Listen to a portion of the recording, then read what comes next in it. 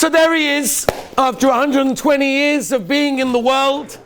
He goes up to the Beis Din Shel Ma'ala for his final judgment of everything he accomplished in the world. And you can imagine the scene. They have a big weighing machine. They have a big one of these, old-fashioned scales. And on one side of the scales, they're putting all of his mitzvahs. It's going heavier and heavier and heavier and heavier, and he's looking great. He's smiling. Look at me, all my mitzvahs. And then they start to put on all the aveiros.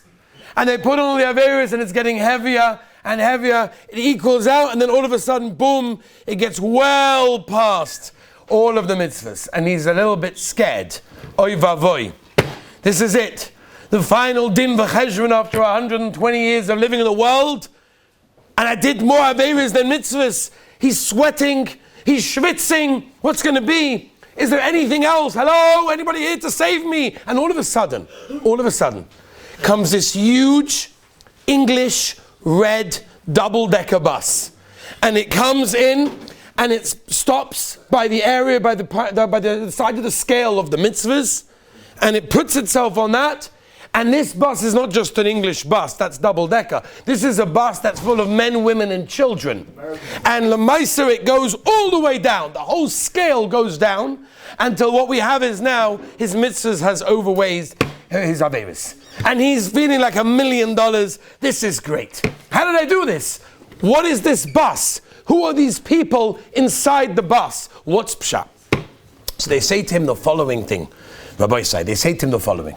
And they say that this bus was a bus that was on its way to Yerushalayim, and there was an Arab who was in some Arab village, and he was putting together a very large bomb, very powerful bomb, a bomb that could have detonated and destroyed Rahman al-Islam many, many lives. And his plan, he had noticed that route that the bus goes was a very full route. It was always full of men, women, and children. It was a busy bus. That would be the bus that he designated, that he would go and he would take that bomb and Rahman al-Islam, he would detonate it at the busiest time on that bus. And while he was fixing the last few wires for the bomb to be ready to go, Shemayim tells this fellow, you were walking down the street. And when you were walking down the street, there was a woman on the other side of the road that was dressed inappropriately. And you saw it in the corner of your eye, and a battle started to rage within you. Should I look? It's very geschmack. Or should I not look? It's very hard. And backwards and forwards, and you decided, no, I'm not looking, I'm not doing it. And at that exact moment, this Arab that was sitting in an Arab village, finishing off this bomb, made the wrong move. And the bomb exploded in his face, and he died on the spot. And therefore they told him in Shemayim that bus full of men, women, and children is your schus. You didn't even know it. There you are walking on the street. You have no idea that what you're doing is accomplishing things far, far away. But it is. And little do we realize the power of our actions, not only around us, but also within ourselves. We know that the next few weeks is designated as a time called Shovovim. Sometimes I've heard the question, is it a Chassidish Maisa? So I'll just give you a second of explanation and then we'll move on. Already at the end of the time of the Rishonim, the time of the Truma Sadeshen, the Leket Yosha, the Talmud of the Truma Sadeshen, brings down from his Rebbe the Truma Sadeshen that on Thursdays, straight by Parsha Shemois, they would fast. He would say Slicha v'Kapora, all sorts of different ideas and things of tshuva. But it was a time specifically for tshuva. And the minhagim, by the way, is found not only in the Truma Sadeshen, it's found in the Talmidei the Marshal, the Levush, the Matei Moshe, the Shlach Kodesh, the Teres Zekanim, the Arizal, the Tosfos, the Magen Avraham, and Simon Tov Reish Pei Hey. That the minig is that the time from Parsha Shemois all the way until, depending on what year it is, whether there's an extra month like there is this year, Truma Tetzaveh, or not, till Parshas Mishpatim, is called Shovovim. The Matei Moshe brings the reason. What's the Shovovim? What's the pshat? What are we doing this for? Stamate Moshe brings the reason, and he says Pshat from his Rebbe, the Marshal, or the Yam Shloimeh said Pshat, that because it's just poshet too long between one Bahab and another Bahab. We have a Bahab after Sukkot, we have another one after Pesach, and there's poshet too long on the long winter between them, and we need a time of tshuva. We need a time of retrospect so we can see where we're going, where we're heading, and if we're in the right direction. The Arizal and many others say it's a time to be misak in the Cheta Yadua. It's a time that we can work on in Yonei Kedusha. And that's what we're doing over here every week. But Ezras Hashem, for the next few weeks on Sunday, we're going to be discussing in Yonei Kedusha in a very real and a very practical way. And I hope, Ezras Hashem, that there will be a toyeles from it.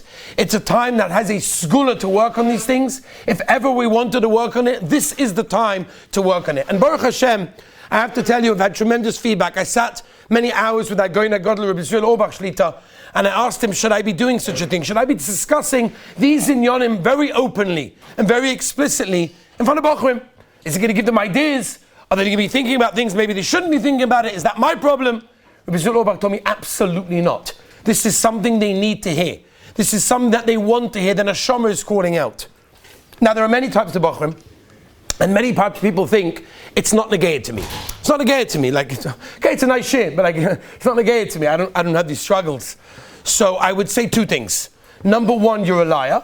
That's Poshet Pshat. And number two, Rav Shalom Shadron Zatzal one time went to Borough Park. And he came to Borough Park. Borough Park, for all those that don't know, is a very religious neighborhood. And he came and he gave a shmooze. What was the shmooze?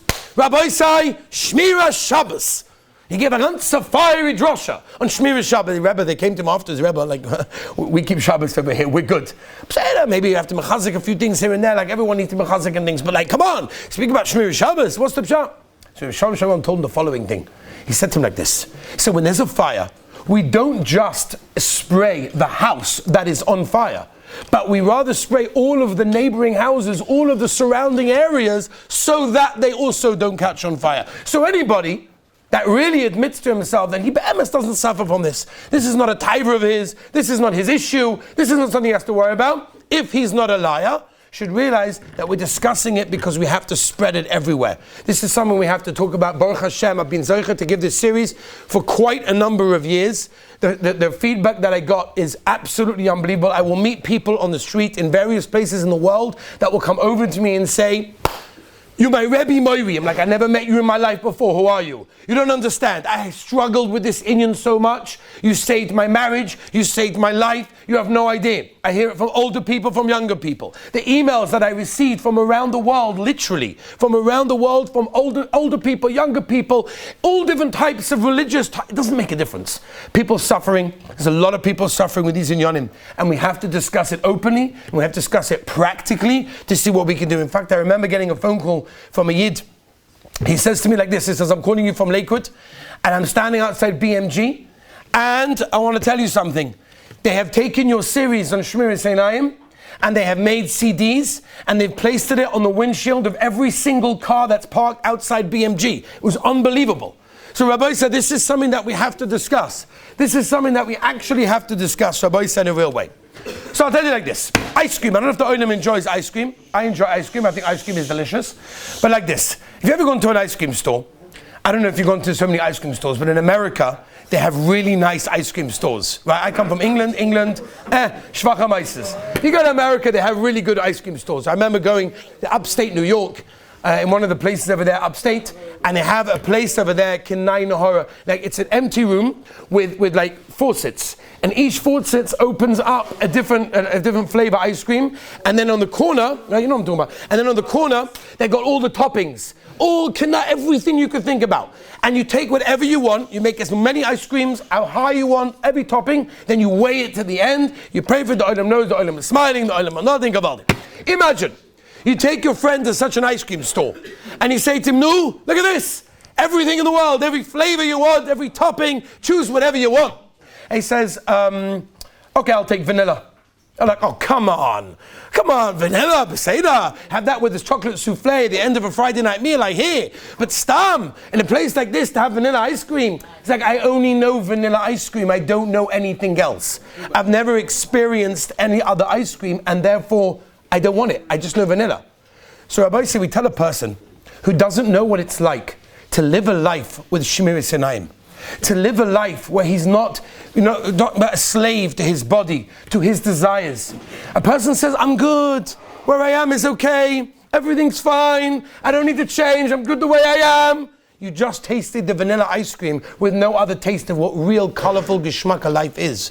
And therefore we're trying to, Rabbi Say, to give a person real geschmack in life that it offers. Rabbi Say, the average person, and this study was done a while ago, so it could be it's changed, but just to give you an idea, the average person looks at his phone about 160 times a day, which is be'erech every 6 minutes. That's the amount of time he looks at his phone, he checks his phone, approximately 160 times a day, every 6 minutes. Now, just make the cheshbon just for a moment, if you don't mind. When a person gets to 90 years old, he looks back at his life, and he realizes, a third of my life I spent sleeping. The other third of my life I spent connected to a machine. That's what the Metzias is. And we don't even realize it. We don't even chap it. I want to give you some statistics which were made a while ago. Okay, it was made in 2006. I saw these statistics in one of the English Shovovim. Brings down these statistics. It was 2006. That means whatever I'm saying then is way worse now. Okay, so let's just say whatever we're saying then is right? Because it's way worse. That was 2006. Okay, the pornography industry was worth $97 billion, which at the time was worth more than Microsoft, Google, and eBay put together. That was the industry of the pornography industry. 420 million pages dedicated specifically for pornography. And every 39 minutes a new pornography video was created. 35% of all internet downloads in 2016 already was related to pornography. 2.5 billion emails sent or received containing pornography. Rabbi said we're dealing with a very sick and sad world, but the Metzias is this way.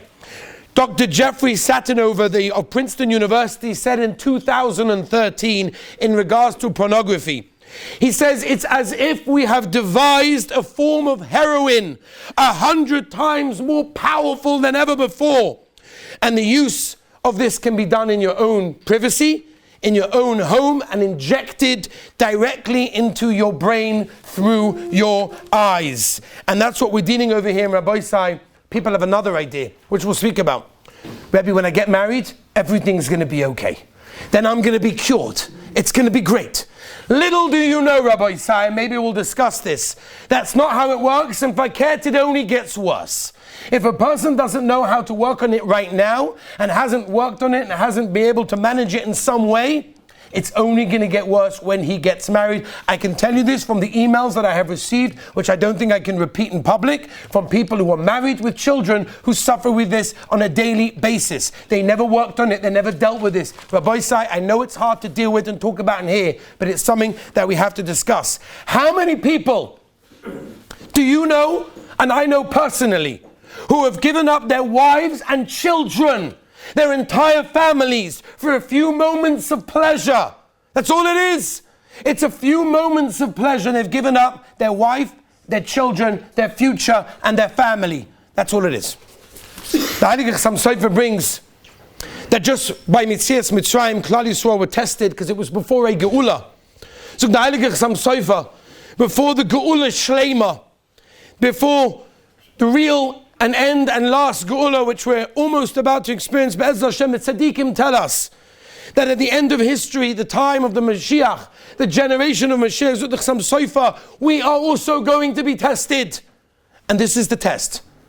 And the question is, how are we going to emerge from this test? Are we going to be successful, or we're not going to be successful? The Ravid brings down in his Sefer Baalei Nefesh and Shai Kedusha, Rishon l'chol ha'gedorim is Shmiras Einayim. The beginning of everything, the start of everything is Shmiras Einayim.